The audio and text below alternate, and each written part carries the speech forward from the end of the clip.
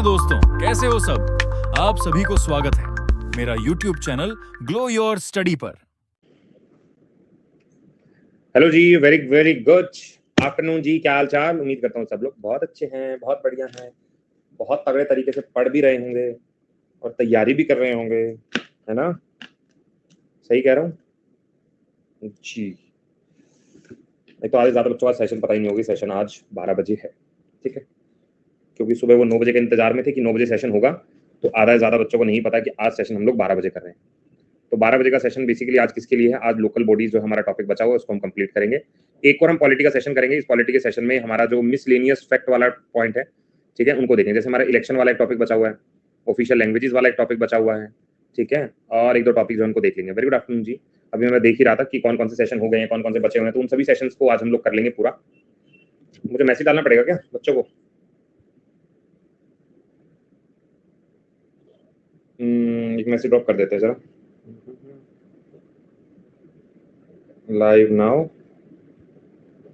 For foundation, ठीक है ना? चलो, हमने शेयर कर दिया है, धीरे धीरे बच्चे ज्वाइन कर लेंगे। लोकल बॉडीज के बारे में अगर हम लोग बात करते हैं तो लोकल बॉडीज का मतलब क्या है? लोकल बॉडीज हमने शुरू से बात की है कि हमारे अगर राज्य के बारे में बात करते हैं तो हमारे पास तीन चीजें निकल कर आती हैं। एक चीज हमने कहा था कि सेंटर होता है, सबसे पहली बॉडी। उसके बाद दूसरी बॉडी होती है स्टेट, और तीसरी बॉडी ये होती है लोकल बॉडीज। ये होती है लोकल बॉडीज। तो लोकल बॉडीज का जब हम बात करते हैं तो यहाँ पर इस बॉडी को हम लोग इंक्लूड करते हैं विद पंचायत एंड म्यूनिसिपैलिटीज, इसको इंक्लूड करते हैं। सही बात है। ये हमने कौन से आर्टिकल में पढ़ा? आर्टिकल नंबर 12, और एक और कोई आर्टिकल बताओ। एक तो आर्टिकल नंबर 12 था और एक और बताओ कौन सा आर्टिकल था, थोड़ा सा याद करो। आर्टिकल नंबर 36, 12 और 36 के अंदर था, 12 और 36 के अंदर था, 40 नहीं था यार। 40 में हमने क्या पढ़ा था? आर्टिकल नंबर 40 थोड़ा सा रिकॉल करो। ये जीरो नहीं, मेरा गांव है, और गांव का मतलब क्या होता है? विलेज पंचायत होता है, विलेज पंचायत। तो ये तो नहीं है, तो इसको तो हम काट देते हैं ना। तो जनरली हम इसके बारे में बात करें, डीपीएसपी के अंदर हमने पढ़ा था। तो मैं इन बॉडीज के बारे में आज बात करने वाला हूँ, ठीक है जी। शुरुआत करें आज के टॉपिक की। बहुत प्यारा सा टॉपिक है, एग्जाम में काफी बार सवाल यहाँ से देखने को मिलते हैं। चलो, लोकल बॉडीज। अब बड़े ध्यान से और गौर से समझना एक एक पॉइंट को, ठीक है? और जो बच्चे बाद में रिकॉर्डिंग देखेंगे, सर संगम दूसरे वाले में करवाया हो क्या? यार मैंने ना संगम वाले के तुम्हें अर्जुना 2 में नोट्स भी शेयर किए, वो वाला देख सकते हो।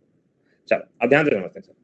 हम ये बात कर रहे हैं पंचायती राज के बारे में, तो पहले पंचायती राज को समझते हैं। द टर्म पंचायती राज, भारत के अंदर अगर मैं पंचायती राज के बारे में बात करता हूं तो इसका मतलब होता है रूरल लोकल सेल्फ गवर्नमेंट। जब मैं आपसे सवाल ये पूछना, father of local self government, local self government के पापा के रूप में किसको जाना जाता है, तो आंसर क्या लगा क्या होगे? लोकल सेल्फ गवर्नमेंट के पापा के रूप में आंसर क्या होगा? तो आंसर होगा मेरा रिपन। आंसर क्या होगा? रिपन। लेकिन अगर मैं लिख दूं रूरल लोकल सेल्फ गवर्नमेंट, अगर मैं ये वर्ड लिखता हूं तो मेरा आंसर क्या होगा? BR मेहता। बात समझ में आई? इसका मतलब क्या हुआ? अगर मैं सिर्फ गांव को पर्टिकुलरली फोकस करता हूं तो बलवंत राय मेहता होगा। अगर खाली मैं लोकल सेल्फ गवर्नमेंट के बारे में बात करता हूं तो रिपन होगा। बात समझ में आई कि रिपन किसको हाईलाइट करता है और BR मेहता किसको हाईलाइट करता है? दूसरी चीज, जब मैं पंचायती राज के बारे में बात करता हूं तो मैं ये बोलता हूं कि जब हमारा संविधान बना तो शुरुआती तौर पर तो ये नहीं था। जब हमारा संविधान तैयार हुआ, जब शुरुआती तौर पर तो नहीं था, तो बाद में इसको जोड़ा गया, और वो जब जोड़ा गया तो वो है 73rd कॉन्स्टिट्यूशन अमेंडमेंट 1992। इतनी सी बात। और फादर ऑफ पंचायती राज कहूं, father of rural local self government कहूं तो BR मेहता होगा। इतनी बात क्लियर? अब आगे बढ़ते हैं। देखो जी, थोड़ा सा बैकग्राउंड जानते हैं। हम ये कह रहे हैं कि जनवरी 1957 के अंदर हमारी सरकार ने एक कमीशन की नियुक्ति करने का वादा कर दिया। वो कमीशन कौन सा था? वो कमीशन था BR Mehta committee, BR Mehta committee. ये कब की बात है सर? 1957 की बात है। ये सरकार ने बोला कि इस कमेटी को हम लोग बनाने जा रहे हैं 1957 के अंदर। लेकिन इन्होंने सोचा क्यों? गुड आफ्टरनून जी। इन्होंने सोचा क्यों हम इस कमेटी को बनाएंगे? क्योंकि जब देश आजाद हुआ, अच्छा एक ही बताना सर, 15 अगस्त 1947 को हम आजाद हुए, तो इस आजादी से जस्ट एक रात पहले, आजादी से एक रात पहले यानी 14 अगस्त को 1947 को हमारे जवाहरलाल नेहरू जी ने एक स्पीच दी थी। वो स्पीच कौन सी स्पीच थी? कल भी एक बच्चे ने आंसर दिया था, मैं फिर से रिकॉल करवा रहा हूं। उस स्पीच का नाम क्या है? थोड़ा लेट, प्लीज रिपीट। मैं रिपीट करता हूं, नहीं याद आ रहा। डेस्टिनी करके कोई वर्ड याद आ रहा है? डेस्टिनी, रिकॉल करो। ठीक है, ये तुम्हारा होमवर्क है, ये तुम्हारा होमवर्क है। तुमको बताना है कि जवाहरलाल नेहरू ने एक स्पीच दी थी आजादी से एक रात पहले। इवन मैं जब इसके बारे में वीडियो बना रहा था तो मैं डिटेल में पढ़ रहा था ना, तो मुझे एक चीज पता चली कि जब ये कहते हैं कि पीएम मतलब तिरंगा फहलाता है लाल किले से, तो 15 अगस्त को नहीं फहराया था, उन्होंने अपनी स्पीच नहीं दी थी, उन्होंने 16 तारीख को दी थी। क्यों? उन्होंने बोला कि जब पार्टीशन हो रहा है, हमारा देश का बंटवारा हो रहा है, तो बहुत सारे लोगों की मौत हुई है, और ऐसी मतलब जब इतनी सारी डेथ होती है तो मैं खुशी जाहिर नहीं कर सकता। हाँ, ये और मेरे ख्याल सौरभ कल तुमने आंसर दिया था इसका, तुमने ही कल बताया था और आज भी मेरे ख्याल तुम ही बता रहे हो और बाकी लोग नहीं बता रहे हैं। मैं आपको बार बार कहता हूं, जब भी क्लास के अंदर मैं कोई बात बोलता हूं ना, तो वो क्वेश्चन एसएससी पूछ चुका है, तो प्लीज उस चीज को याद रखो, ठीक है? एक बार सभी बच्चे अपने नाम सामने प्रेजेंट लिखेंगे, कितने लोग आ चुके हैं? नहीं पता था, कोई बात नहीं, अभी सुबह वाले बच्चे सारे पहुंचे नहीं है, लेकिन कोई बात नहीं, धीरे धीरे आएंगे, धीरे धीरे आएंगे, है ना? सुबह सुबह वाले भी सारे बच्चे वो सुबह वाली क्लास में ही आए थे, अभी नहीं पहुंचे। चल देखो जी, मैं ऐसे बात कर रहा हूँ कि अभी तक जो मैंने बात की है, मैंने ये बोला था कि पंचायती राज, अभी वो सारा रिपीट होगा। पंचायती राज ना, सरकार ने पहले क्या सोचा? सरकार ने सोचा कि जो हमारे गांव है, उन गांव को कैसे पुश करके हम ठीक करें। तो इन्होंने क्या कर दिया, एक प्रोग्राम चलाया 1952 के अंदर, जिसको बोलते हैं हम कम्युनिटी डेवलपमेंट प्रोग्राम, नाम क्या है? सीडीपी। इसी प्रोग्राम को 52 में चालू किया गया। इसी के बाद एक और प्रोग्राम को चालू किया कि गांव को हम एक्सटेंड करके सारी पॉलिसी से लिंक करेंगे, और उसका नाम रखा गया नेशनल एक्सटेंशन सर्विस, 1 साल बाद। अब इन्होंने कहा कि 2 सर्विस हमने चलवा रखी है, इससे हमें पता चला गांव की डेवलपमेंट कैसे होगी। अब इन्होंने सोचा कि क्यों ना इन दोनों प्रोग्राम्स को हम लोग चेक करते हैं एक कमेटी के द्वारा, और वो कमेटी किसके अंडर में बनवाएगी? बलवंत राय मेहता कमेटी के अंडर में। ये बात है नवंबर 1957 की, जब बलवंत राय मेहता कमेटी इंट्रोड्यूस की गई और बोला गया कि आप इन दोनों कमेटीज को चेक करो, और चेक करने के बाद हमको एक रिपोर्ट बना के दो। जब इन्होंने कमेटी ने इन दोनों कमेटी से दोनों प्रोग्राम को देखा, इन्होंने कहा इनको बंद करो, और तुम अल्टीमेटली चाहिए क्या? इन्होंने कहा कि हम डेमोक्रेटिक डिसेंट्रलाइजेशन करना चाहते हैं। डिसेंट्रलाइजेशन का मतलब क्या है? हम ये जो गांव है ना, इसको अलग से एक ताकत देना चाहते हैं कि ये अपना काम खुद से कर सके, उसे बोलते हैं डेमोक्रेटिक डिसेंट्रलाइजेशन। उसने कहा ओके। अब जैसे ही बलवंत राय मेहता कमेटी बनी, इन्होंने कुछ रिकमेंडेशन दी। अब इनकी रिकमेंडेशन हम लोग जानते हैं क्या क्या। सबसे पहली बात जो बलवंत राय मेहता जी ने बोली, ये कह रहे कि हम लोग ना 3 टायर पंचायती राज सिस्टम फॉलो करते हैं, कि मतलब 3 लेयर के अंदर हम पंचायती राज को बना देते हैं। कौन कौन सी लेयर? इन्होंने कहा एक लेयर होगी ग्राम पंचायत, जो गांव के ऊपर काम करेगी, मतलब सबसे बेसिक लेयर है ग्राम पंचायत, जो गांव के ऊपर काम करेगी। उन्होंने कहा दूसरी लेयर पे आएगी पंचायत समिति, जो ब्लॉक लेवल पर काम करेगी, गांव यानी विलेज, फिर ब्लॉक, पंचायत समिति। और तीसरा लेवल क्या होगा? इन्होंने बोला कि जिला परिषद जो है, जो जिले के ऊपर काम करेगी, ये तीसरा लेवल होगा। डन। तो बलवंत राय मेहता जी ने 3 पॉइंट बोले। पहला पॉइंट इन्होंने बोला कि 3 टायर सिस्टम पे काम करेंगे। पहला, जो गांव का लेवल होगा वहां पे ग्राम पंचायत होगी, जो ब्लॉक का लेवल होगा वहां पे पंचायत समिति होगी, और जो जिले का लेवल होगा वहां पे जिला परिषद होगा। उन्हें कहा डन। इसी टायर सिस्टम को इन्होंने बोला कि इनडायरेक्ट इलेक्शन के थ्रू लेकर आएंगे, पंचायत वालों को डायरेक्ट ले आओ, और बाकी जितने लोग हैं उनको इनडायरेक्ट देखेंगे। उसने कहा ओके, आगे आओ। इन्होंने जब ये बात बोली, उन्होंने कहा विलेज पंचायत के जो भी लोग होंगे उनको लोगों के द्वारा डायरेक्ट चुनने दो, जो गांव के लोग, जो बेसिक स्ट्रक्चर है। और इसके अलावा जो पंचायत समिति और जिला परिषद के लोग होंगे वो इनडायरेक्ट तरीके से चुने जाएंगे। मतलब हम लोग डायरेक्ट इलेक्शन लड़ेंगे, वो अलग अलग तरीकों से लाए जाएंगे, जैसे मेंबर हो गए, कोई ब्यूरोक्रेट्स हो गए, इन सबको मेंबर बनाते चले जाएंगे, इनडायरेक्ट। उसने कहा डन। तीसरा, इन्होंने कहा जो पंचायत समिति होगा ना, उसको हम बनाएंगे एग्जीक्यूटिव बॉडी। एग्जीक्यूटिव का मतलब क्या हो गया? देखो, हम 2 तरह की बॉडी में काम करते हैं, एक होता है अध्यायिका, एक होता है कार्यपालिका, यानी लेजिस्लेटिव और एग्जीक्यूटिव। हमेशा लेजिस्लेटिव कानून बनाता है, लेकिन जब उसको लागू करने की बारी आती है तो उसको एग्जीक्यूट करना होता है, तो एग्जीक्यूटिव काम करता है, हाँ, लॉ को इन्फोर्स करने वाला। तो इन्होंने कहा जो पंचायत समिति है, जो बीच वाली है, वो जो भी कानून बनाए जाएंगे ना, उनको लागू ये करेगी। उसने कहा ठीक। कह रहा है, और जो जिला परिषद, जो जिले के ऊपर है, उसको हम रखेंगे एडवाइजरी रूप में, कोऑर्डिनेटिंग के रूप में, और सुपरवाइजरी बॉडी के रूप में। उसने कहा डन। इतनी बात हमको समझ में आ गई भाई, बहुत बढ़िया। तो हमने क्या क्या पॉइंट पढ़े? मैंने कहा हमारे पास 3 टायर सिस्टम उन्होंने बताया। उसने कहा डन। 3 टायर सिस्टम के अंदर हमने देखा कि इन्होंने बोला है ग्राम, पंचायत और जिला, 3 बॉडी में काम किया। इन्होंने बोला विलेज के लोग डायरेक्ट चुने जाएंगे, डन। और जो ऊपर के 2 लेवल के होंगे वो इनडायरेक्ट चुने जाएंगे, डन। पंचायत समिति के पास जो है, गुड आफ्टरनून जी, पंचायत समिति के पास जो होगा वो क्या होगा? एग्जीक्यूटिव पावर होगी, और जिला एडवाइजरी में काम करेगा, डन। उसने कहा जो भी डीसी होगा वो चेयरमैन बनेगा जिला परिषद का। डीसी मतलब आईएएस अफसर टाइप ना, ठीक है। सिस्टम जो है फर्दर इवैल्यूएट करेगा अथॉरिटी इन फ्यूचर, बाकी फ्यूचर में देखेंगे, डन। ये रिकमेंडेशन जो है एक्सेप्ट कर लिया by the national development council, NDC ने, जनवरी 1958 के अंदर। ये पूरी रिकमेंडेशन किसकी? बलवंत राय की। आ गया। अब जैसी रिकमेंडेशन आई, राजस्थान वो पहला राज्य बना जिसने पंचायती राज सिस्टम को लागू कर लिया। 2 अक्टूबर की बात है, नागौर डिस्ट्रिक्ट की बात है, प्रधानमंत्री जवाहरलाल नेहरू ने इसको इनोग्रेट कर दिया, चालू कर दिया। तो क्वेश्चन कैसे बनता है? कौन सी स्टेट पहली बनी जिसने पंचायती राज को लागू किया? तो हमने कहा राजस्थान बनी, डन। अब राजस्थान को फॉलो किया आंध्र प्रदेश ने। आंध्र प्रदेश जो फॉलो किया गया था 1958 के बाद, 1959 के बाद, यानी अगर मैं कहूं राजस्थान पहला है तो दूसरा आंध्र प्रदेश हो गया। आंध्र प्रदेश पहला किस चीज में बना था? किस चीज में पहला भी तो बना था ना, किसी चीज में पहला नाम भी तो आंध्र प्रदेश पहला, ये इसने काम कर दिया। कुछ काम किया था ऐसा? लैंग्वेज, बहुत बढ़िया। लिंग्विस्टिक स्टेट की अगर हम बात करते हैं, लिंग्विस्टिक भाषा के आधार पर बना गया पहला राज्य वो आंध्र प्रदेश है। ठीक है, आगे आ जाओ। राजस्थान ने 3 टायर सिस्टम अपनाया, तमिलनाडु ने 2 टायर सिस्टम अपनाया, वेस्ट बंगाल ने 4 टायर सिस्टम अपनाया।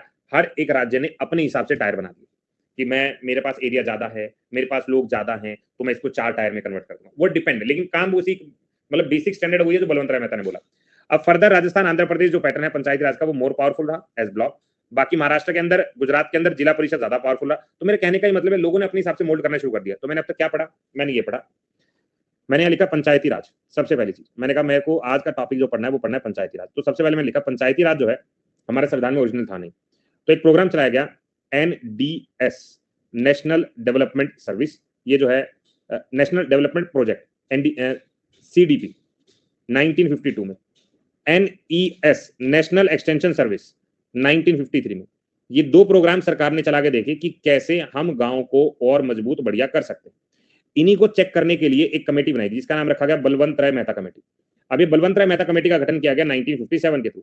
इस कमेटी ने बोला कि हम लोगों को डेमोक्रेटिक डिसेंट्रलाइजेशन का मतलब क्या है कि हमें अपने गांव को ताकत देनी पड़ेगी। अब इनके मेन एस्पेक्ट्स क्या थे, रिकमेंडेशन क्या थी? पहला इन्होंने क्या बोला, इन्होंने कहा 3 टायर सिस्टम पे हम लोग काम करेंगे, 3 टायर सिस्टम पे हम लोग काम करेंगे। अब मैं 3 टायर तुमसे पूछूं, एग्जाम में पूछेगा ये 3 टायर सिस्टम क्या क्या चीज मतलब कंस्टिट्यूट करता है। पहला हम ऐसे लेके चलें, सबसे निचला सदन जो है वो है ग्राम पंचायत 1, दूसरा सदन जो है वो है पंचायत समिति 2, और सबसे ऊपर वाला सदन जो है वो है जिला परिषद। यही हमने पढ़ा था, हाँ या ना? अब ग्राम पंचायत जो है वो गांव के बिलोंग करेगा, पंचायत समिति ब्लॉक को करेगा, और जिला ये जिले यानी डिस्ट्रिक्ट को करेगा। अब क्वेश्चन ये बना कि जो भी रिकमेंडेशन हुई ये है डायरेक्ट इलेक्टेड लोग, और ये दोनों कैसे हैं, इनडायरेक्ट इलेक्टेड। ये दोनों कैसे, इनडायरेक्ट इलेक्टेड। अब अगर मुझसे ये सवाल पूछा जाए, ध्यान से सुनना, इन तीनों चीजों में से सबसे ज्यादा ताकत किसको दी गई थी? तो आंसर क्या होगा, ग्राम पंचायत या जिला, किसको सबसे ज्यादा ताकत दी गई थी? आंसर बताना, दिमाग पे जोर डालो। जिले को दी गई थी, जिले को दी गई थी, बहुत बढ़िया यार। जब जिले के बारे में हम बात करते हैं ना, इन्हें रखा गया था एडवाइजरी बोर्ड पर कि तुम सलाह देने का काम करोगे, तुम कोऑर्डिनेशन देने का काम करोगे। मेन जो है एग्जीक्यूट करने की मेन ताकत वो ब्लॉक को दी गई। एग्जीक्यूटिव पावर जो है one of the main power होती है किसी भी कानून को लगाने की, वो इनको दी गई थी। तो BR मेहता के अकॉर्डिंग तो ये जो ब्लॉक वाला लेवल है वो ज्यादा इंपॉर्टेंट है। हाँ, अब क्वेश्चन ये आता है सबसे पहला फर्स्ट स्टेट कौन सा बना जिसने पंचायती राज को लागू किया? तो मैं आंसर क्या लगाऊंगा? अच्छा मुझे एक चीज बताना, नेशनल डेवलपमेंट काउंसिल ने जो BR मेहता कमेटी की रिकमेंडेशन आई थी उसको कब पास कर दिया था कि ठीक है जाओ, कब पास किया था? जनवरी 1958 में। ठीक है, अब पहला स्टेट जो है राजस्थान की नागौर है, राजस्थान की नागौर है। कब की बात है सर? 2 अक्टूबर 1959 की बात है। किसने? हमारे PM भाई साहब जवाहरलाल नेहरू जी। ये बात हमको समझ में। राजस्थान को किसने फॉलो किया पंचायती राज लगाने के लिए? दूसरा स्टेट कौन बना? आंध्र प्रदेश। दूसरा स्टेट कौन सा बना? आंध्र प्रदेश। इतनी बात क्लियर होगी। अगर मैं कहता हूं वेस्ट बंगाल ने पंचायती राज को फॉलो किया, बलवंत राय मेहता कमेटी ने कितने टायर सिस्टम चालू किया? 4 टायर। कितने टायर सिस्टम चालू किया? 4 टायर। बोलो जी, पहले पॉइंट क्लियर। अब आ गया नेक्स्ट आता है दूसरी कमेटी, अशोक मेहता कमेटी। पहली कमेटी बलवंत राय, हमको समझ में आ गई बलवंत राय मेहता जी ने क्या क्या बोला वो हमने समझ लिया।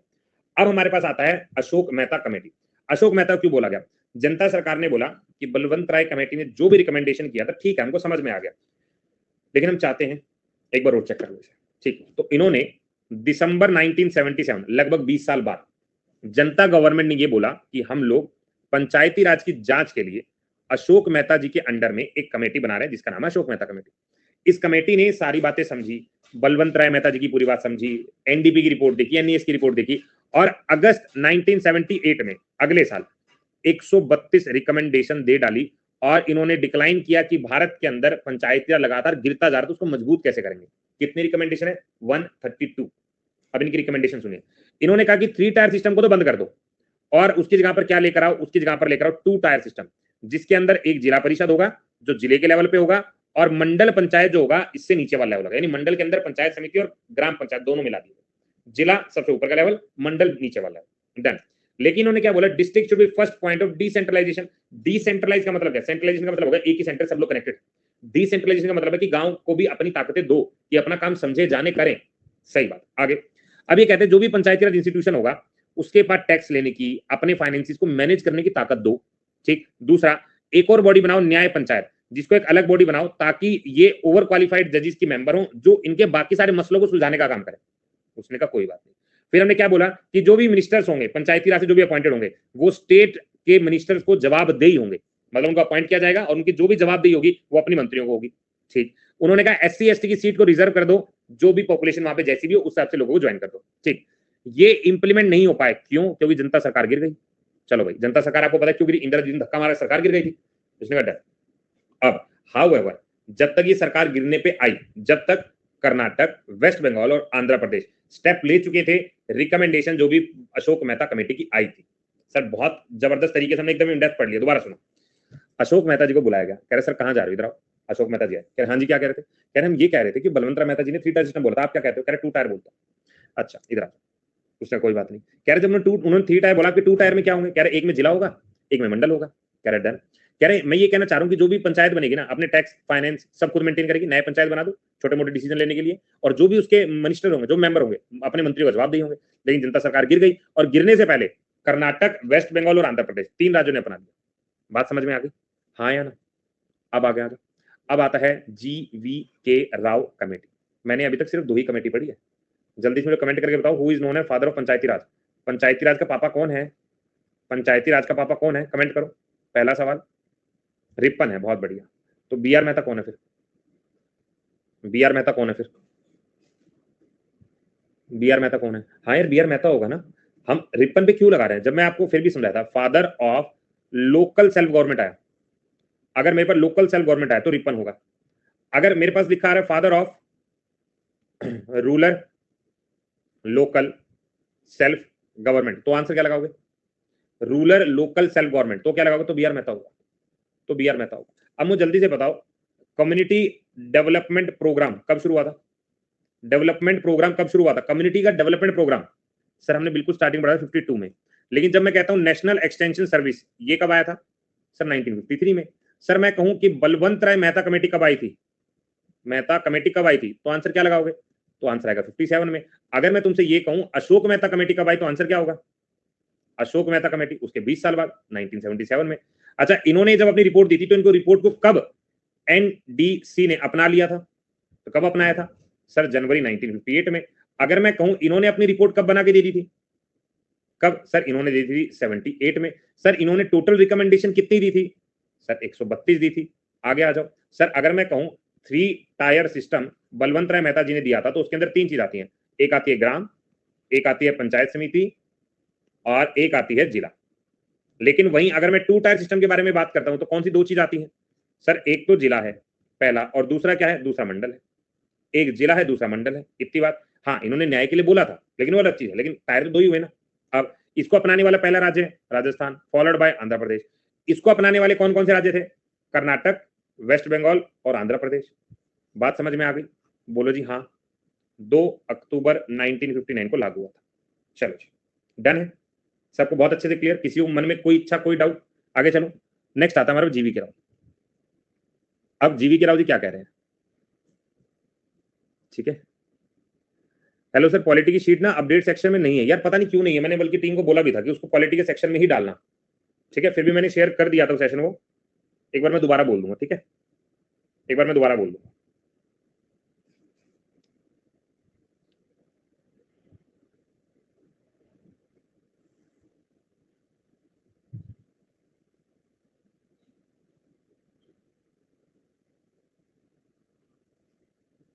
मैं दोबारा बोल दूंगा, ठीक है। चलो नेक्स्ट आओ GV.K. राव। अब GV.K. राव क्या कहता है, ध्यान सुनना।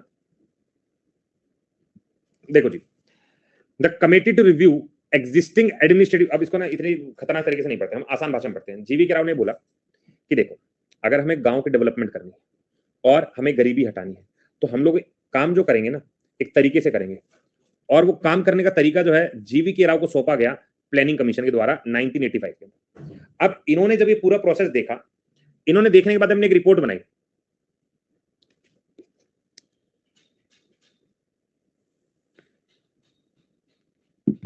सुना, तो हमने बोला कि इन्होंने ये जब पूरा प्रोग्राम देखा कि यार ऐसा ऐसा चीजें चल रही हैं, तो इन्होंने कहा यार पंचायती राज को ना तुम्हें लोकली डेवलप करना पड़ेगा, और लोकली डेवलप जब करोगे, जब तक तुम इसको संविधान के अंदर नहीं डालोगे, इसको डिसेंट्रलाइज नहीं करोगे, तो कोई फायदा नहीं होगा। तो GV.K. राव ने, अगर हम बात करें, इन्होंने क्या बोला, इन्होंने 86 के अंदर अपनी रिपोर्ट दी, और रिपोर्ट देने के बाद ये बोला कि आप इसको डिसेंट्रलाइज करो।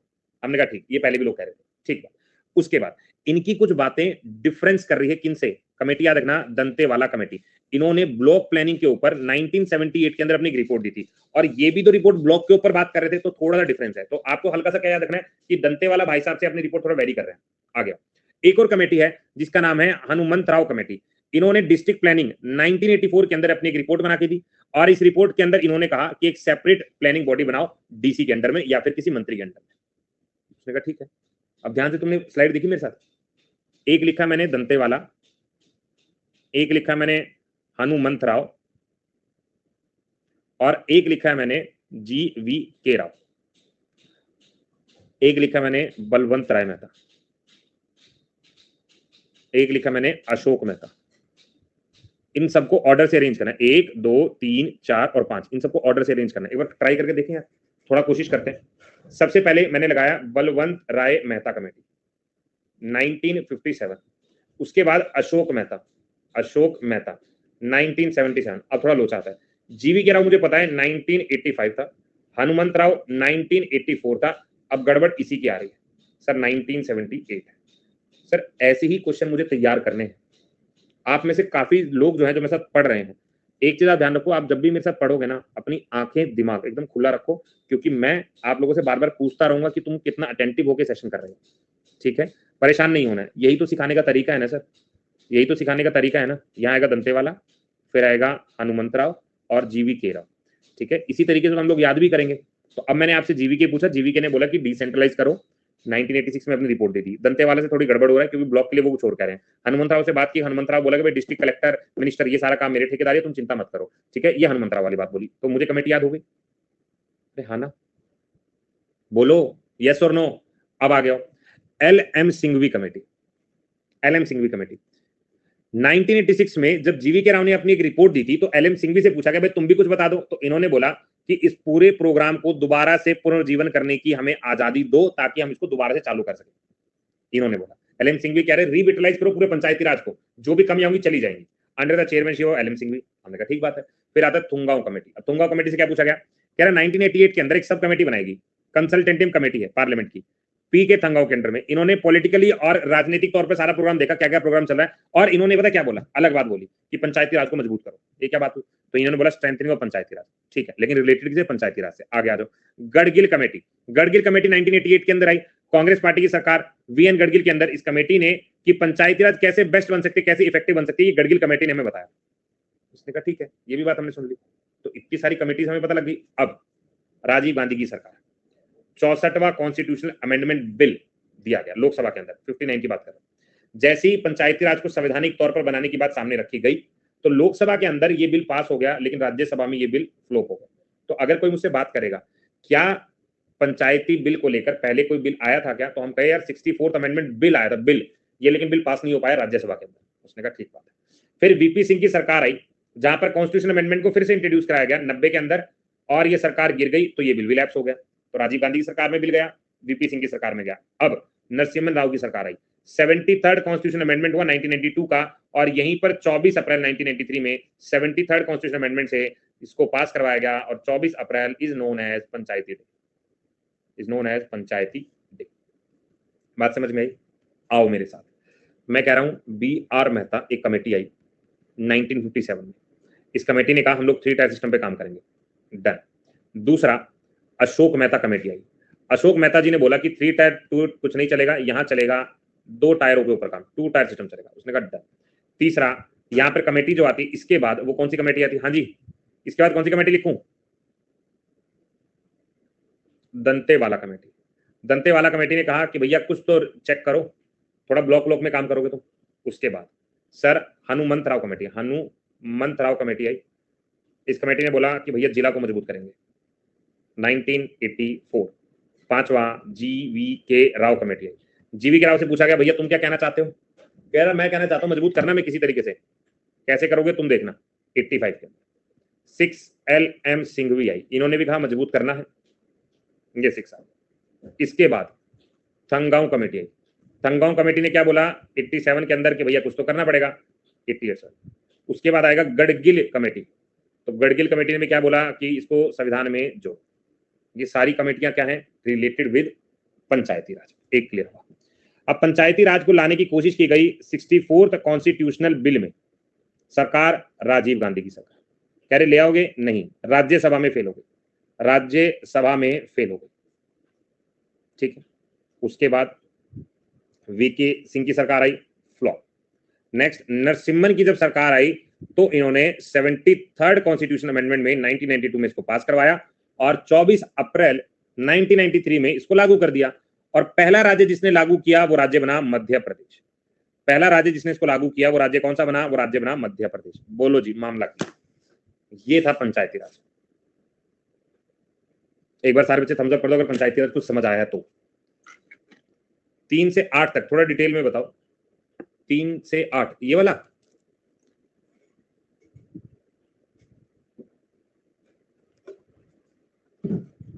आओ जरा 3 से 8 दोबारा समझो। देखो पहले दंतेवाला पे चलते हैं। जब दंतेवाले से पूछा कि भैया तुम क्या कहना चाहते हो, इनका मतभेद हो गया किसके साथ? इनका मतभेद हो गया जीवी राव के साथ। दंतेवाला कहते हैं कि ब्लॉक लेवल प्लानिंग कुछ और तरीके से करो, लेकिन जीवी राव कहते हैं कि पूरा प्लान चेंज करो, ठीक। हनुमंत राव क्या कहते हैं? हनुमंत राव कहते हैं कि एक सेपरेट बॉडी बना दो डिस्ट्रिक्ट प्लानिंग बॉडी के नाम से, जिसका हेड होगा डीसी। ये इन्होंने बात बोली। अभी सब आप अपनी राय दे रहे हैं, मतलब राय समझिएगा। उसके बाद जब हमने बात की सिंघवी से, बात सिंघवी ने बोला कि पूरा प्रोसेस रिविटलाइज करना पड़ेगा, दोबारा से चालू करना पड़ेगा, इसको जीवन दोबारा देना पड़ेगा। उसने कहा डन। थंगाओं ने क्या बोला? कह रहा पॉलिटिकली और एडमिनिस्ट्रेटिव तौर पर पंचायती राज को तो मजबूती तब जाके डिसेंट्रलाइज होगा। उसने कहा डन। गडगिल क्या बोला? गडगिल बोला पंचायती राज को कैसे मजबूत करेंगे ये मैं बताता हूं, मेरी चीजों को फॉलो करो। ये गडगिल ने बात बोली। मतलब इनकी सिर्फ एडवाइजरी बॉडी है, ये सिर्फ आप अपनी सलाह दे रहे हैं, ये वो वाला था, ठीक है। पीके थंगाओं की रिकमेंडेशन से हुआ। भाई रिकमेंडेशन हमेशा मैं फिर से कहूंगा, पंचायती राज जो फॉलो करता है वो बलवंत राय मेहता जी को फॉलो करता है। इन सबकी छोटी छोटी कोई कोई बातें ली गई हैं, लेकिन मेन जो मुद्दा है वो पंचायती राज का बलवंत राय मेहता जी से आ गया। सर जब हम एक्ट ऐड किया गया तो भाग 9 में जोड़ दिया गया। भाग 9 में संविधान के जोड़ा गया पंचायती राज को। आर्टिकल जो दिए गए 243 से लेकर 240 तक दिए गए, डन।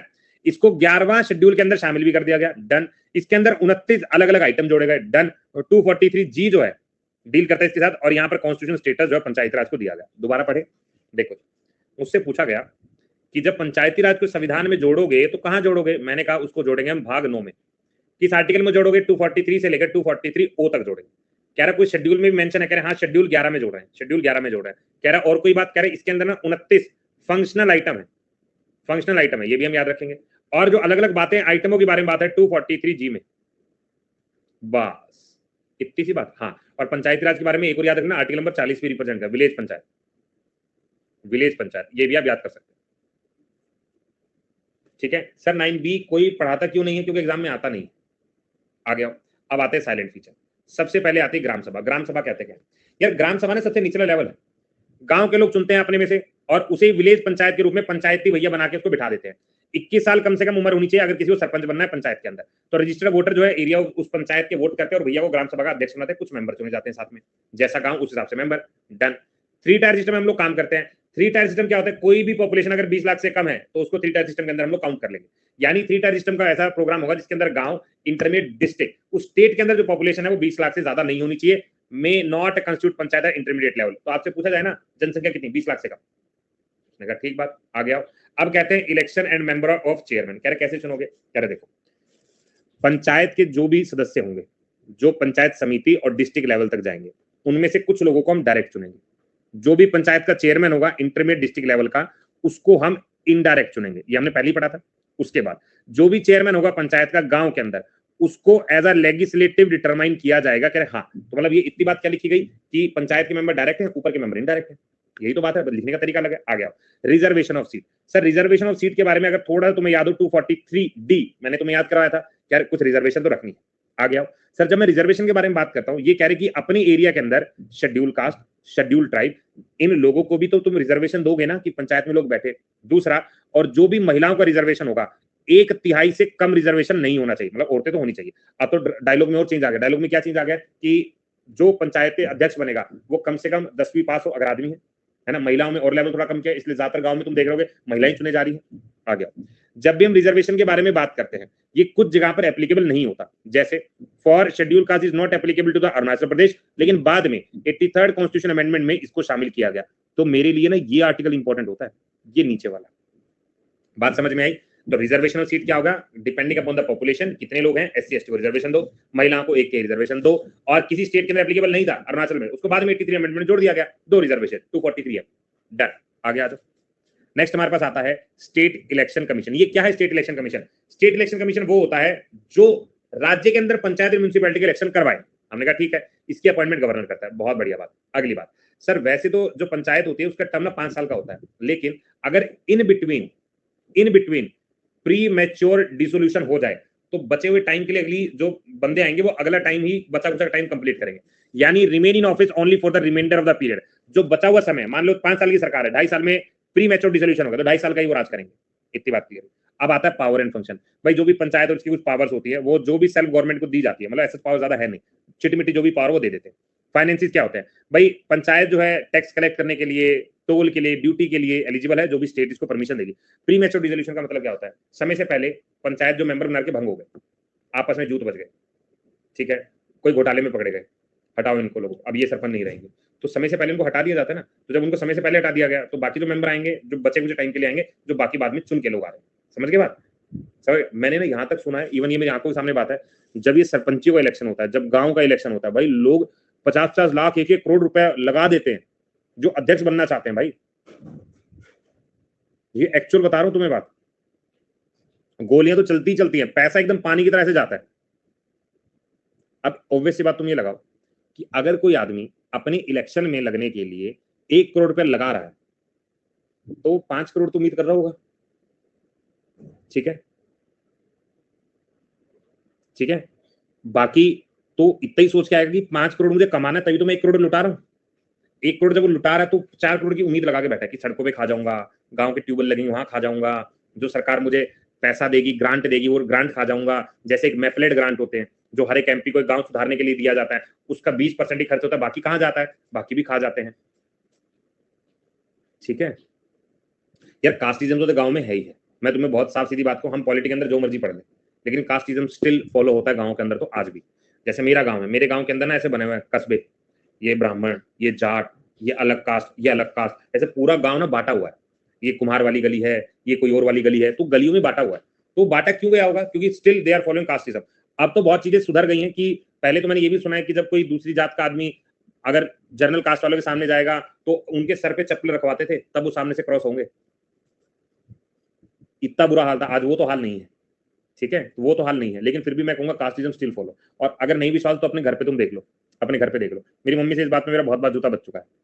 जूता कैसे बच चुका है, देखो जब भी कोई आता है, मान लो सफाई वाले कोई आ गए या कोई लोग आ गए, तो क्या करते हैं मम्मी उनका ना ग्लास अलग निकाल देंगी, इस ग्लास में मत दियो, इस ग्लास में दे दियो, ठीक है। मैं हाइजीन का प्रोसेस समझ सकता हूँ, मैं हाइजीन का प्रोसेस समझ सकता हूँ कि ऐसा है, लेकिन ये चीज ना मैं बहुत गुस्सा करता हूँ चीज पे। जैसे हमारे घर में एक मेड आती है, तो जैसे आ जाएगी थी, अब इस चीज में सुधार हो गया, आज मैं खुद मतलब मेरे को अच्छा लगा, मैं बताते हुए भी अच्छा लग रहा है कि पहले हमारे घर में मेड अगर कोई आती तो कहती थी कि दीदी आंटी कुछ खाने को दे दो, भूख लग रही है, तो उसको ना अलग ही बर्तन में देते थे और उसके बर्तन का अपने अलग ही रहा। लेकिन अब थोड़ा सा चेंज हो गया, अब उसे कहते हैं कि ठीक है मम्मी उसको खाना दे देना, ठीक है, प्लेट वगैरह अपनी दो, अगर तुम्हें नहीं जमता तो डिस्पोजेबल बर्तन लाके रखो इनके लिए, अगर तुम्हें ज्यादा इतना भेदभाव है, लेकिन कोई अलग बर्तन नहीं निकाला जाएगा।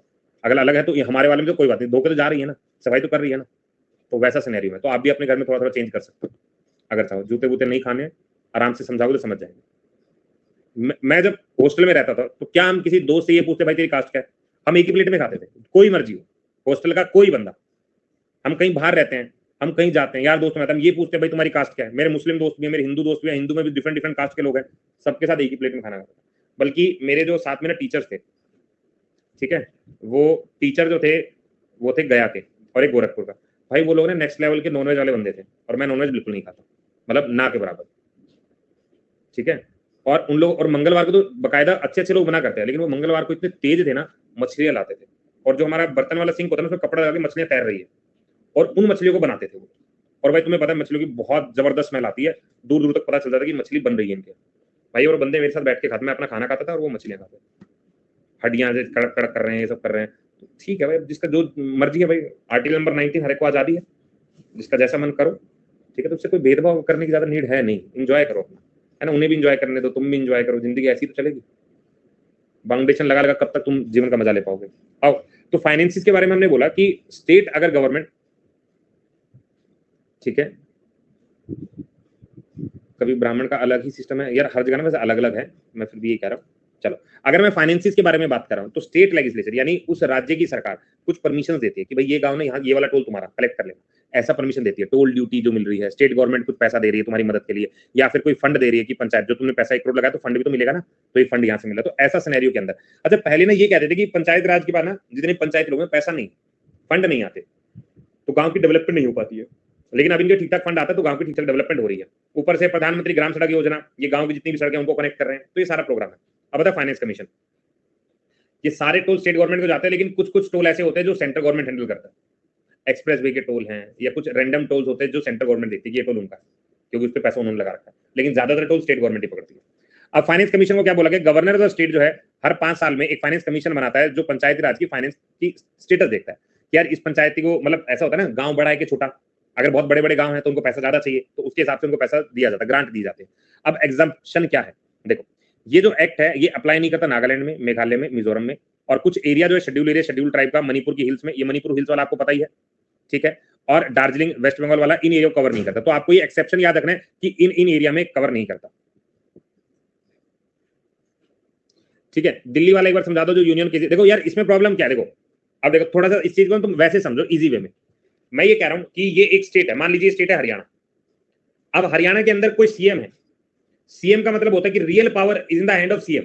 इस पूरी स्टेट के अंदर इलेक्शन लड़ा है, अपना दम लगाया है, पैसा लगाया है, सब दिमाग सब भुजिया करके ये आदमी सीएम बना है, तो उस पूरी स्टेट की कमांड किसके पास होगी, सीएम के पास, फुल फ्लैग पावर में, उसकी पूरी पुलिस, उसका पूरा एडमिनिस्ट्रेशन सब कुछ सीएम के अंडर में चल रहा है। लेकिन दिल्ली में इलेक्शन का तरीका सेम, ये अरविंद केजरीवाल है, ये कह रहे हैं यार मैंने इस सीएम के जितना तो जोर लगाया तब जाके मैं सीएम बना, लेकिन 50% ताकत ही मेरे पास है ना, मैं पुलिस फोर्स को अंडर कर सकता हूं, और बहुत सारे क्योंकि यूनियन टेरिटरी है तो आधी से ज्यादा ताकत सेंट्रल गवर्नमेंट ने रखी हुई है। इवन की बहुत सारी चीजों के अंदर स्पेशली लिखा गया कि NCT national capital territory under the centre काम करेगी, ना फोर्स मेरे अंडर में है, खाली एडमिनिस्ट्रेशन दे रखा है, रेवेन्यू का आधा माल मेरे अंडर में नहीं है, तो इसीलिए सेंटर और इनके बीच में खिंचाव रहता है। एक तो पार्टी अलग अलग है, अगर दोनों बीजेपी होती तो प्रॉब्लम ही क्या थी, फिर तो जो सर 50 करोड़ रुपए जल्दी से हाँ डन हो गया, तो ऐसे में कोई दिक्कत ही नहीं है। लेकिन अब दोनों पार्टी अलग है और दोनों अलग नेशनल पार्टी है, एक दूसरे को टक्कर दे रही है, तो इसलिए दोनों के बीच में रस्साकसी चल रही है, ठीक है। ये कहते हैं भैया सीबीआई को मेरे अंडर में डाल दो, दिल्ली पुलिस को मेरे अंडर में डाल दो, तब मैं तबाही मचा दूंगा, ठीक है। जो भी कोई क्लेश होता है फिर कहता है ये तो केंद्र का काम था, केंद्र कहता है ये तो तेरा काम था, तो एक दूसरे तेरा मेरा यही चलता आ रहा है। तो एक आदमी के हाथ में पावर नहीं ना, 2 आदमियों के हाथ में पावर और वो भी आधी आधी, तो दोनों रिलेट नहीं कर पा रहे। ये ना वैसे ही तुम समझो इसको काम जैसे एंड्रॉइड फोन होता है, चिप कोई लगा रहा है, मदरबोर्ड कोई देख रहा है, सिस्टम कोई चला रहा है, तो हैंग होने का डर रहता है। एप्पल क्या करता है, एक ही प्रोडक्ट खुद सारा बनाता है, चिप टिप टिप सब कुछ अपने हिसाब से करता है, तो एप्पल इसलिए हैंग नहीं होता, बढ़िया चलता है। तो यही काम दिल्ली और सेंटर की सरकार के साथ, दोनों चिप कोई बना रहा है, मदरबोर्ड कोई है, स्क्रीन किसी की है, तो हैंग होता रहता है, वो वाले साथ, ठीक है। चलो आगे बढ़ते हैं। अब आता है पीसा एक्ट। अब ये क्वेश्चन है एग्जाम में ऐसे आता है, व्हाट इज पीसा, व्हाट इज पीसा, बस इतना ही सवाल आया था। अब ध्यान से सुनते हैं सर इसको। देखो हमने कहा प्रोविजन जो है भाग 9 में जो दिया हुआ है संविधान के अंदर, वो पंचायती राज जो है नॉट एप्लीकेबल है 5th शेड्यूल एरिया के अंदर। 5th शेड्यूल एरिया क्या हो गया, 5th शेड्यूल हमने पढ़ा हुआ है ना राज्यसभा से, अगला schedule area for schedule area and schedule tribe इनको कवर करता है।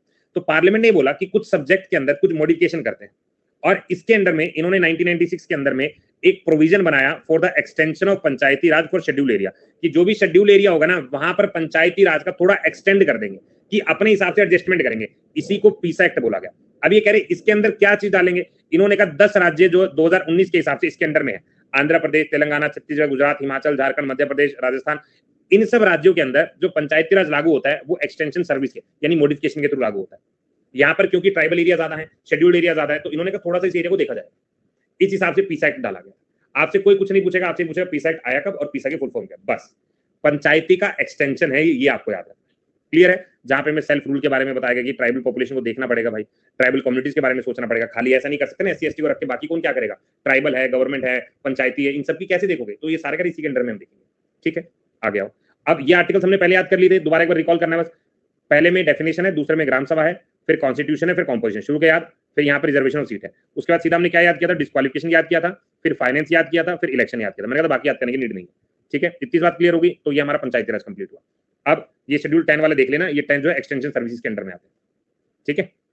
ट्राइबल एरिया कौन कौन से, शेड्यूल एरिया कौन कौन से, एक बार पढ़ना इसको। 10 स्टेट जो शेड्यूल एरिया के अंडर में आते हैं। अच्छा ये क्वेश्चन आया हुआ था एक बार कि कौन कौन सा स्टेट जो शेड्यूल एरिया के अंदर पंचायती राज ने डाले हुए हैं, ये 10 याद रख लो, और कौन कौन से 10 ट्राइबल एरिया के अंडर में आते हैं, उनमें से 3-4 याद रखो, ठीक है।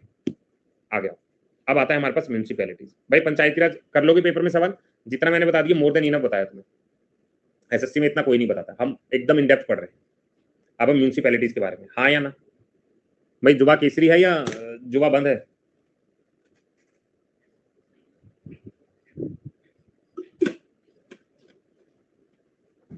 आज थम्स अप और यस कम आते हैं। क्लास सुबह की रहती है जिंदा दिली।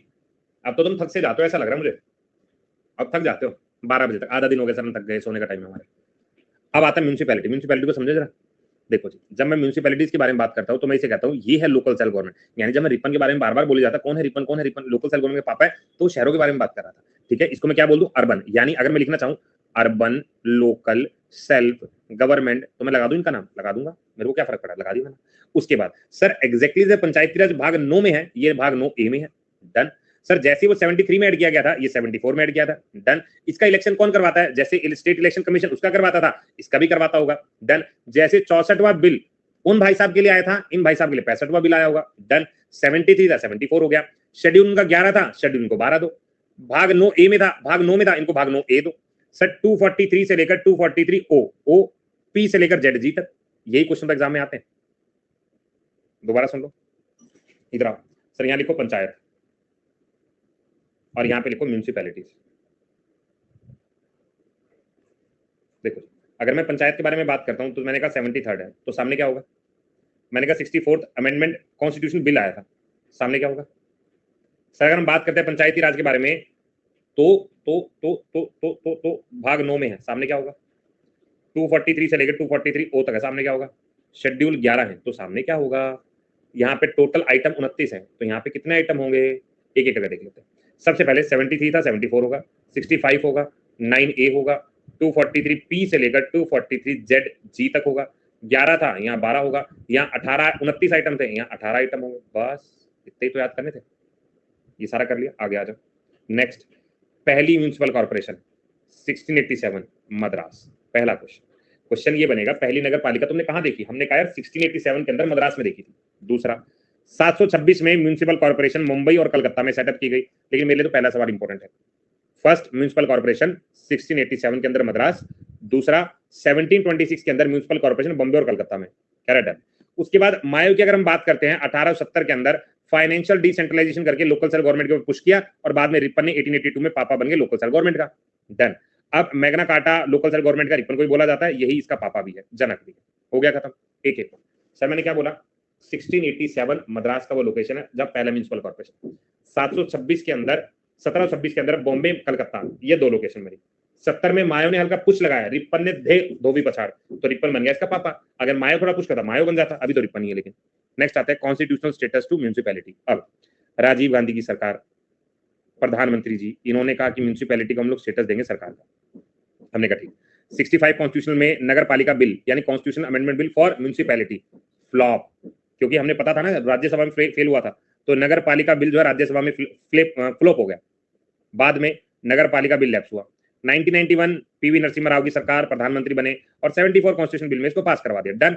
दिसंबर 1992 में पास हुआ और सिंपली जो है सारे राज्यों ने कहा हम मानते हैं, और अप्रैल 1993 में इसको लागू कर दिया गया। मैग्ना कार्टा बहुत कंफ्यूज करता है। अगर तुम्हारे सामने सिर्फ ये आ रहा है Magna carta of Indian constitution, तो तुम्हें कुछ नहीं सोचना, तुम्हें फंडामेंटल राइट्स लगाना है, बाकी शायद तेल लेने दो, बस ये आंसर याद रखो। ठीक है, हिंदी में मैंने बहुत सारे बच्चों को बोलते हैं मगन करता, लेकिन मेरे हिसाब से वो मैग्ना कार्टा हिंदी में सेम लिखता है, लेकिन वो मगन करता ही होगा। ठीक है, इतनी सी बात हमको समझ में आ गई, हाँ या ना? तो हमने क्या बोला? नगर पालिका बिल पहले आया था 65 में, लैप कर गया था क्योंकि राज्यसभा में पास नहीं हुआ था। बाद में पीवी नरसिम्हा राव की सरकार में 74 कॉन्स्टिट्यूशन में पास कर दिया, अप्रैल 1993 में लागू कर दिया। डन। ये क्या हो गया? म्यूनिसिपैलिटीज। आ गया 74 कॉन्स्टिट्यूशन में क्या कह रहा है? कह रहा है भाग 9A में जोड़ देंगे। फोर्स कब हुआ? वो 24 अप्रैल को हुआ है, ये 6 जून को हुआ है। वो 24 अप्रैल, ये 6 जून, याद रखोगे। 243 पी से लेकर जेड जी तक 12वें शेड्यूल के अंदर है, 18 आइटम है, 74 में हमने जोड़ दिया। इजी। आ गया। अब साइलेंट फीचर क्या है अमेंडमेंट का?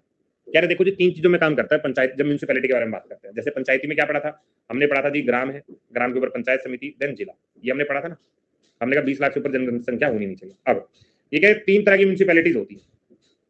सबसे पहला नगर पंचायत, दूसरा म्यूनिसिपल कॉर्पोरेशन काउंसिल, तीसरा आता है म्यूनिसिपल कॉर्पोरेशन। हिंदी में पढ़ लो, नगर पंचायत, नगर परिषद, नगर निगम। ठीक, सुनने में बड़े अच्छे लग रहे हैं सर। अब आप हिस्ट्री पढ़ाओगे ना, अब सेशन क्या लगाओगे? ज्योग्राफी लगाओगे ना, तो ज्योग्राफी पढ़ा देंगे। जो सेशन पहले शेड्यूल्ड है मैं वही पढ़ाऊंगा, जो शेड्यूल्ड है, जो सेशन शेड्यूल है मैं वही पढ़ाऊंगा ना। जियो शेड्यूल है जियो। चलो अब इन तीनों को समझते हैं सर। आ जाओ जल्दी से। देखो जी, आर्टिकल नंबर 243Q क्या कहता है? ये कहता है नगर पंचायत जो है एक बीच का एरिया, सुबह 9 बजे यार, 9 से 10, ठीक है। ऐश ऐश नहीं करनी है, 9 से 10 पढ़ना है, फिर मेहनत करनी है। पहली क्लास कर रहे हो क्या सर मेरी? पहली क्लास कर रहे हो क्या?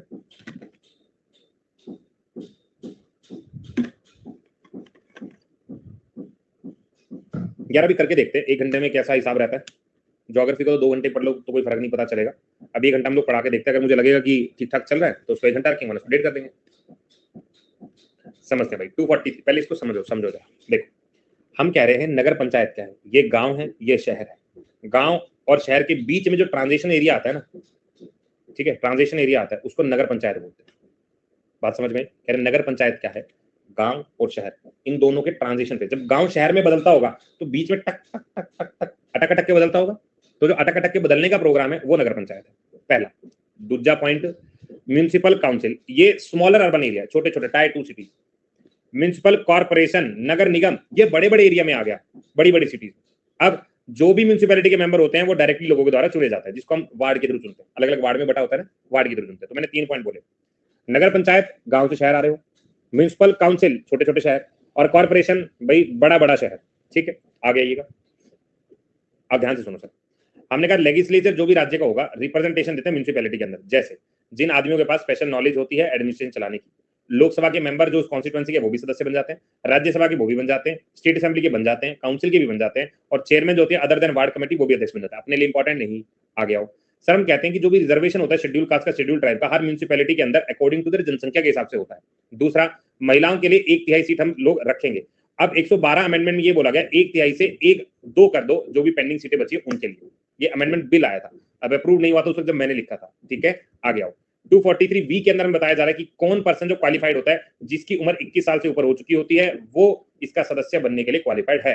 दोबारा बोलते हैं, देखो जी हमने क्या क्या बातें की। हमने कहा यहाँ पर, मैंने कहा 3 तरह की बॉडी है, नगर, म्यूनिसिपल काउंसिल और कॉर्पोरेशन। हमने कहा नगर पंचायत गांव से शहर के बीच का, परिषद जो है वो छोटे शहरों का, निगम जो है बड़े बड़े का, ठीक है।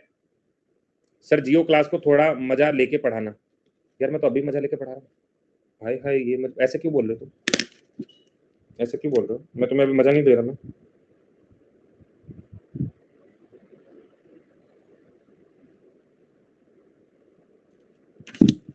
अभी वैसे मैं अपनी तरफ से पूरी कोशिश करता हूँ। Sir cut and draw map दिखाएं यार, तुमने ऐसा लिख दो अमेजोन पे, कट एंड ड्रॉ लिख दो, एक ऐसी बुक से दिखेगी जिसके ऊपर मैप बना हुआ है, वही है वही, ठीक है। सर जियो का वेट करूँ, बहुत मजा आता है आपसे जियो पढ़ने में, धन्यवाद धन्यवाद है। कोशिश यही करता हूँ, ठीक है दिव्यांश, कोशिश यही करता हूँ यार कि हर सब्जेक्ट को मजा लेके पढ़ाऊँ, बोरिंग ना रहे। I will try my level best जितना हो सकेगा। अब आता है टर्म के बारे में।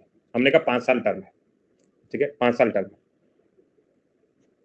मेरे पास बड़ा वाला मैप है, मतलब मैं ये जो कट एंड ड्रॉ बोल रहा हूँ ना, ये बुक होती है खुद प्रैक्टिस करने की, ठीक है। क्वालिटी में मजा आता है, बट कभी कभी यार देखो थोड़ा सा तो हम ये कहते हैं कि थोड़ा सा रगड़ जो है ठीक है, हल्की फुल्की ठीक है, बट डिपेंडिंग आपका इंटरेस्ट कितना है वो सब्जेक्ट वैसा वैसा अच्छा लगता है। जैसे मैं जब शुरू में तैयारी करने लगा तो पॉलिटी मेरा फेवरेट था, फिर मुझे पॉलिटी से एकदम दूर, उसके बाद ज्योग्राफी अच्छी लगने लगी, फिर मुझे बायो अच्छी लगने लगी, फिर दोबारा मुझे ज्योग्राफी अच्छी लगने लगी, फिर एक टाइम ऐसा मुझे हिस्ट्री अच्छी लगी। वो मूड के ऊपर बात है, कभी कभी जैसे जैसा टर्म होगा 5 साल का, म्यूनिसिपैलिटी काम करेगा अकॉर्डिंग टू लॉ, 5 साल का पीरियड होगा। अगर बीच में डिसॉल्व हो जाएगी विदिन 6 महीने आपको दोबारा से पार्टी बनानी पड़ेगी, और जो भी पार्टी आएगी वो बचे हुए टाइम के लिए काम करेगी, 6 महीने के अंदर अंदर आपको इलेक्शन करवाना होगा, एग्जैक्ट सेम। यार मेरा ऑप्शनल मैंने शुरू में तो यही रखा था कि पॉलिटी मैंने लक्ष्मीकांत पढ़ी और मैं बड़ा चौड़ा हो गया कि पॉलिटी तो है, बाकी तो मैं देख लूंगा, पबैड में तो उड़ा दूंगा, लेकिन वहां पर थिंकर विंकर इतने ज्यादा रट्टू तोता मैं था नहीं, ठीक है, और अभी भी नहीं हूं इतना ज्यादा, तो रटने वाला मेटेरियल मुझे नहीं समझ में आया। तो मुझे किसी ने सलाह दी कि भाई तूने एंथ्रोपोलॉजी ले, चिंपैंजी कैसे बना, फिर आदमी कैसे बना, पूछ कहाँ गई, ये मैंने पढ़ के देखा, अच्छा लगा, लेकिन थोड़ा टाइम में मुझे बोरिंग सा लगने लगा। क्यों? क्योंकि वो बहुत ज्यादा टर्म्स थे जो याद करने वाले थे। मैंने कहा भाई तुम उल्लू बना गया मेरा। फिर मैंने खुद डिसाइड किया कि मैं क्या पढ़ना चाहता हूँ, तो मैंने 2-3 सब्जेक्ट पढ़ के भी देखे। फिर एक मेरा फ्रेंड है, वो इस टाइम जो है IPS बन चुका है, उसका सब्जेक्ट मैथिली था, वो कह मैथिली पढ़ ले भाई, 1.5 महीने मैंने कंप्लीट कर ली, और वो बिहार से था, तो उसके लिए तो रिलेटेबल सब्जेक्ट था, लेकिन मेरे लिए रिलेटेबल नहीं था। तो मैंने ज्योग्राफी पढ़ के देखा, ज्योग्राफी मुझे बहुत ज्यादा अच्छा लगा, मुझे बहुत ज्यादा अच्छा लगा। तो फिर मैंने उसका सिलेबस देखा, सिलेबस बहुत ज्यादा बड़ा था, लेकिन मैंने कहा ठीक है, बड़े से क्या मतलब है, पहले तो मुझे आना चाहिए ना। लेकिन जब से मैंने ज्योग्राफी लिया मैं ऑप्शनल पेपर लेने के बाद भी पेपर नहीं दे पाया और मेरी उम्र भी निकल गई। मैंने 2 बार पेपर लिखा, दोनों बार एंथ्रो से लिखा था और उसी मेरे नंबर जो है एकदम खराब आए थे। उसके बाद जितने अटेम्प्ट थे, किसी में मेरा एक्सीडेंट हो गया, किसी में सर्जरी करवा रहा हूँ, तो दे ही नहीं पाया। तो मेरा ज्योग्राफी तैयार होकर साइड में रखा ही रह गया, वो यूज ही नहीं हुआ। उसके बाद फिर मेरा मन भी इतना खास किया नहीं। नेक्स्ट आओ, अब आता है state of election. Article number 243 के जो कहता है स्टेट इलेक्शन कमीशन अपॉइंट किया जाता है। State election commission conducted both election municipality और पंचायत दोनों का इलेक्शन कंडक्ट करवाता है। स्टेट इलेक्शन कमीशन जो है सेम हटाया जैसे जैसे हाई कोर्ट का जज, याद रखोगे। नेक्स्ट आओ, टाइप ऑफ अर्बन गवर्नमेंट। अब ये वाला टॉपिक ना मैं करवाता नहीं हूं ज्यादा, ठीक है, क्योंकि ये बिल्कुल एकदम नेक्स्ट लेवल फॉर यूपीएससी है यार। अब निकलेगा नेक्स्ट टाइम फरवरी में। देखो ये 4 ना अलग अलग तरह की अर्बन गवर्नमेंट बॉडी है। Municipal corporation, municipality, NAC, town area committee, cantonment board, township, porters और स्पेशल पर्पस एजेंसी। पेपर में कभी भी नहीं आया और ना कभी आएगा। मैं आपको हल्का से सिर्फ हिंट दे रहा हूं होता क्या है। देखो कॉर्पोरेशन, म्युनिसिपैलिटीज ये तो हम लोग जानते हैं, नगर पालिका है, लेकिन ये टाउन एरिया कैसे होता है। जैसे हमने कोई ड्रेनेज सिस्टम, लाइटिंग, कुछ ऐसा एरिया बनाया तो उसके लिए छोटे छोटे टाउन बनाते हैं कि ये कस्बा थोड़ा कट के शहर से बाहर है, उसको टाउन एरिया कमेटी के अंदर में डाल देते हैं। कंटेनमेंट बोर्ड जो है 2006 में बना था, ये आर्मी वाला एरिया होता है। भारत के अंदर 62 कंटेनमेंट बोर्ड है जो आर्मी एरिया के अंदर में रहते हैं और उसके अध्यक्ष जो आर्मी वाले लोग ही रहते हैं, ठीक है, डिफेंस वाले लोग रहते हैं। टाउनशिप क्या होता है, जनरली कॉलोनीज बिल्ड की जाती है, जैसे बड़े बड़े ओएनजीसी है, ओएनजीसी वाले हैं, गेल वाले, सेल वाले, रेलवे कॉलोनी, अपनी कॉलोनी बना रहे हैं ना, तो वहीं पे लोग रह रहे हैं। पोर्ट ट्रस्ट क्या होता है, जैसे जितने बंदरगाह हैं तो बंदरगाह के बाहर भी अपना एक छोटा टाउनशिप होता है जो उस एरिया को पोर्ट ट्रस्ट देखता है, ठीक है। इसी तरीके से हमारे पास है स्पेशल पर्पस एजेंसी, इनका अलग अलग काम होता है। जैसे टाउन इंप्रूवमेंट ट्रस्ट होता है, यूडीए होता है, पावर सप्लाई वाले होते हैं, हाउसिंग बोर्ड वाले होते हैं, पॉपुलेशन कंट्रोल बोर्ड सप्लाई, हर एक अलग डिपार्टमेंट होता है। जैसे बिजली बोर्ड विभाग के एक कमेटी बना, बिजली बोर्ड वाले यहाँ रह रहे हैं, हाउसिंग बोर्ड वाले यहाँ रह रहे हैं, तो वैसा छोटा छोटा एरिया बनाते हैं। हमारे लिए इंपॉर्टेंट बिल्कुल भी नहीं है वाला एरिया, ठीक है। ये आर्टिकल आप लोग देख लीजिएगा, ये हम पहले कर चुके हैं, बस वही सब चीजें, ठीक है। तो आपकी लोकल बॉडीज यहाँ पे होती है कंप्लीट। इसके अलावा भी अभी मुझे प्रियम्बल करवाने हैं, 2-3 क्लासेस और अभी हम लोग करेंगे। लास्ट क्लास मत समझना, ठीक है। फूल हूँ गुलाब का चमेली का मत समझना, ये वाला थोड़ा यूपीएससी के बारे में बता देना, कितनी रेंज होता है, ऑप्शनल क्या रहते हैं, बिल्कुल बता दूंगा। अच्छा कल भी मुझे एक बच्चे का मैसेज आया था, कहते सर मुझे ना पीसीएस के लिए तैयार करना है, तो थोड़ा गाइडेंस दो। तो अगर किसी को ऐसा लगता है कि हाँ सर उसे पीसीएस के लिए जाना है, यूपीएससी के लिए जाना है, फील फ्री टू कॉल। अच्छा मुझे ना थोड़ा ऐसा लगता है, देखो अब ये मैं तुम लोगों से शेयर कर रहा हूँ क्योंकि अब तुम ही लोगों से हर चीज बोलता हूँ, ठीक है। हमें ज्यादा कोई बात नहीं, कोई बात नहीं। हाँ पहले मैं हमेशा ये कहता हूँ एसएससी करो, एसएससी की बात करना, एसएससी करो, एसएससी की बात करना। एक लड़का है, अब मैं सभी को ये बोलता हूँ कि तुम मुझे ऐसा बिग ब्रदर ट्रीट करो, टीचर भी समझो और भाई भी समझो, अपनी बातें फ्री बोलो। लेकिन कई बार क्या होता है, आदमी को थोड़ी फ्रीडम देते हैं ना तो सर पे ज्यादा चढ़ जाता है। तो कुछ स्टूडेंट ऐसे होते हैं, जब मैं इनको आराम, मैं उनकी बातें सुनता हूँ, कॉल करता हूँ, बात करता हूँ, लेकिन वो आदमी ना बात करते करते सर पे चढ़ने लगता है।